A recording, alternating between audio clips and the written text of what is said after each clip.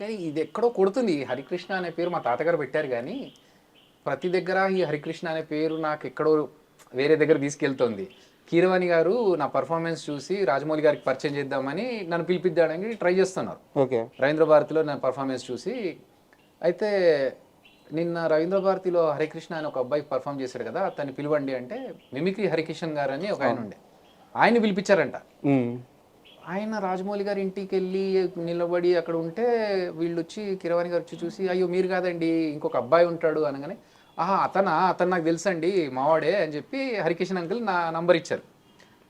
So నాకు ప్రతి చోట ఈ హరికృష్ణ అనే పేరు ఎక్కడో కొడుతుంది అనుకొని పేరు మార్చుకుందాము అని ఆలోచిస్తున్నా. ఎందుకంటే నాకు పెద్దగా ఆఫర్లు రావట్లేదు. చిరంజీవి గారు పేరు మార్చుకున్నారు, సూపర్ స్టార్ అయ్యారు.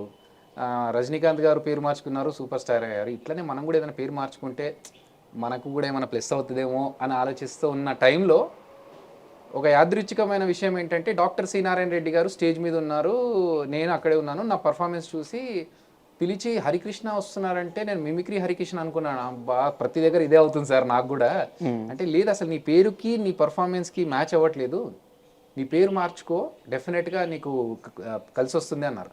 నేను దానికోసం వెయిట్ చేస్తున్నాను సార్, పేరు ఆలోచిస్తున్నాను కానీ ఏం పేరు పెట్టుకోవాలో తెలియట్లేదు అంటే, సరే నాకు టైం ఇవ్వు నేను ఆలోచించి చెప్తా అన్నారు. అంత పెద్ద మనిషి నీకు ఆలోచించి పేరు చెప్తా అంటే ఇంకా మనము ఇట్స్ లైక్ క్లౌడ్ 9 మూమెంట్. అదృష్టం కదా కదా.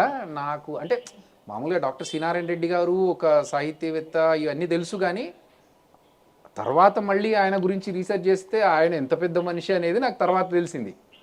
సో ఆయన టైం ఇవ్వు నేను ఆలోచించి చెప్తా అన్నారు. నేనేమన్నానంటే, సార్ మా తాతగారు అందరికీ కృష్ణ అనేది ఒకటి పెట్టుకున్నారు సార్, అందరికీ మా అన్నయ్యలకి కజిన్స్కి అందరికీ.